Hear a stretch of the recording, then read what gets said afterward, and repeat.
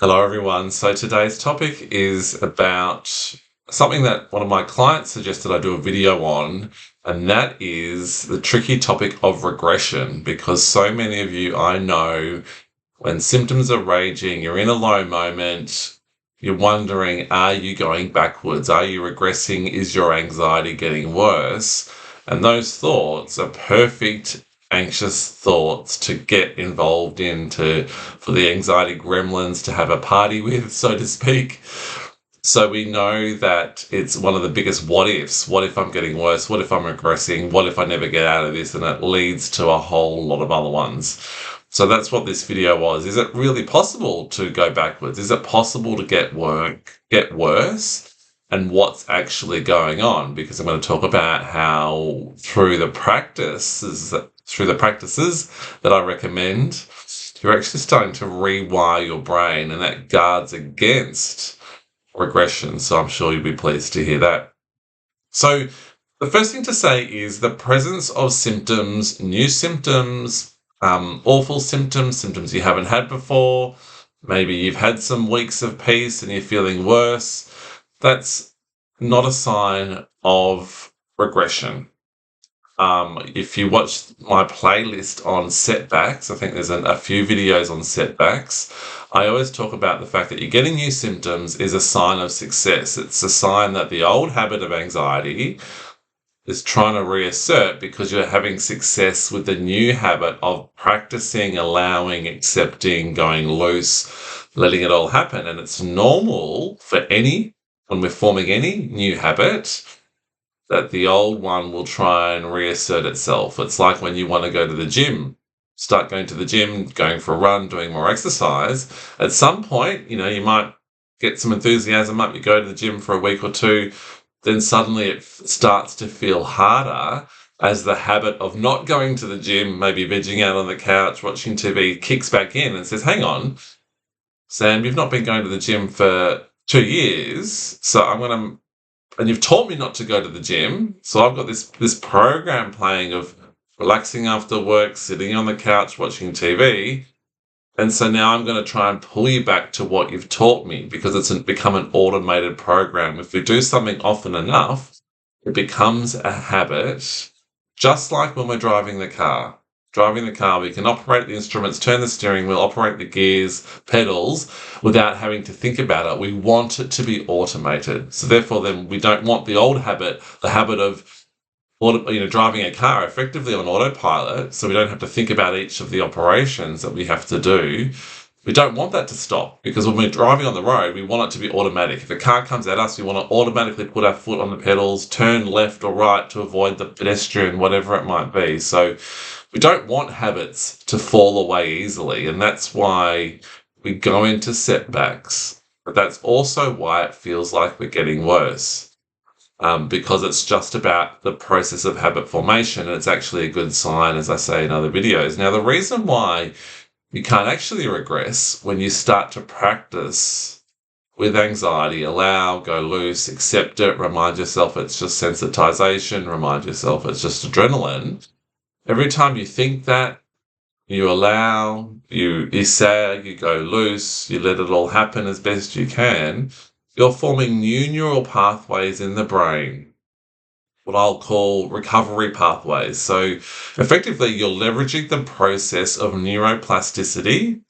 And neuroplasticity is simply the concept that the brain is actually always changing depending on what we focus on, what we think about often, and what emotion we put behind the thoughts and beliefs that we have. So every time again you allow, go loose, as a symptom arises, as a what if happens, you turn the mind back to the body, you walk slowly to the kitchen instead of racing around trying to distract yourself, you allow it instead of pushing it away. You're allowing the energy, the tension, the adrenaline to play out, to burn itself out over time. And that's forming the neural pathways of recovery. The more you do something over and over, you listen to videos, you remind yourself of what you're doing and why. You're doing it because you know you want to recover. So there's a bit of importance behind it. The brain realizes that because there's some emotion behind it. You're doing it because you want to recover. You know it's the path to recovery. you're forming all these neural pathways. So all those really tough moments where your body's screaming at you to take this symptom or thought seriously, it's getting worse, it's awful, but if you allow, slow down and go loose anyway, and remind yourself it's just adrenaline, you're forming new neural pathways that correspond to that habit. So over time, they've started to form. The more videos you watch, the more you listen to me, but obviously not just listen, translate it into practice. You're forming new neural pathways around recovery. You've still got some old reactive anxiety pathways there, but it means you can't just regress. You can't just go backwards overnight. It can't just change from one week to the other. That's why we don't necessarily recover overnight either, because new habits take time to form. But it means we just can't go backwards overnight either.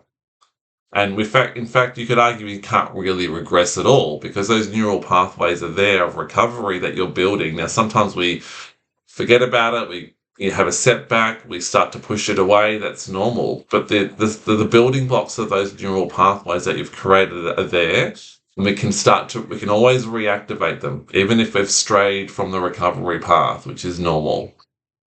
So they're always there to activate, and the more we activate them now, think about it, believe it, focus on it, allow it, go loose, they're getting stronger and stronger over time. So even when you get new symptoms, difficult symptoms, your default reaction becomes allowing. And that's why it's very, very difficult to actually regress in practice. The more you've practiced, the longer you've practiced. And even if you've almost recovered, maybe you have recovered and life gets busy again, you throw yourself into life, maybe you start to react a bit, but because you're so good with anxiety, you push it away. You start to tense up against it, just little bits. And so the old habit kicks back in of anxiety. The new neural pathways of recovery is still there and they'll activate quickly. It will feel unpleasant for a week, maybe a day. And you're like, hang on, why am I feeling anxious again? And then very quickly, those new neural pathways of recovery will kick back in. So you pick up where you left off. That's why you don't go back. So there's a whole idea of getting worse, regression, going backwards is really a bit of a misnomer, because through the power of repetition, intensity, frequency of practice, it guards against it. It's like me if I'm going back on the tennis court.